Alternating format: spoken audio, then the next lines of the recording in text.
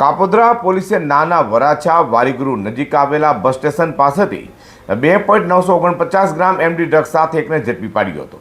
યુવક જોગવાની લતના કારણે છૂટકમાં ડ્રગ્સ વેચાણ માટે કિમનેક યુવાન પાસેથી આ ડ્રગ્સ લાવ્યો હતો। કાપોદ્રા પોલીસ પાસેથી મળતી માહિતી મુજબ સુરત પોલીસ કમિશનર અનુપમસિંહ ગેહલોત દ્વારા no drugs in Surat city અભિયાન ચલાવવા આપેલા આદેશને લઈને ખાસ પોલીસ કમિશનર સેક્ટર 1 નાયબ પોલીસ કમિશનર ઝોન 1 અને મદદનીશ પોલીસ કમિશનર એ ડિવિઝનના માર્ગદર્શન હેઠળ કાપોદ્રા પોલીસ પથકના ઇન્ચાર્જ પીઆઈ એમઆર સોલંકી તથા પીએસઆઈ એલ પંડ્યાની ટીમ પેટ્રોલિંગમાં હતી। ત્યારે એએસઆઈ પંકજ સુરેશચંદ્રને બાતમી મળી હતી કે એક ઇસમ નાના વરાછા વારીગુરુ પાસેના બીઆરટીએસ બસ સ્ટેશન પાસે એમડી ડ્રગ્સ વેચવા માટે આવનાર છે। જે બાતમીના આધારે કાપોદ્રા પોલીસે વોચ ગોઠવી હતી। તે દરમિયાન બાઇક પર સવાર થઈને ત્યાં આવેલા મૂળ અમરેલી હાલ સીમાડા ગામ ખાતેના સુંદરવન સોસાયટીમાં રહેતા શૈલેષ વાલજી સાકરિયાને પકડીને તપાસ કરતા તેની પાસેથી 8,847 કિંમતનો 2.949 ગ્રામ એમડી ડ્રગ્સ મળી આવ્યું છે।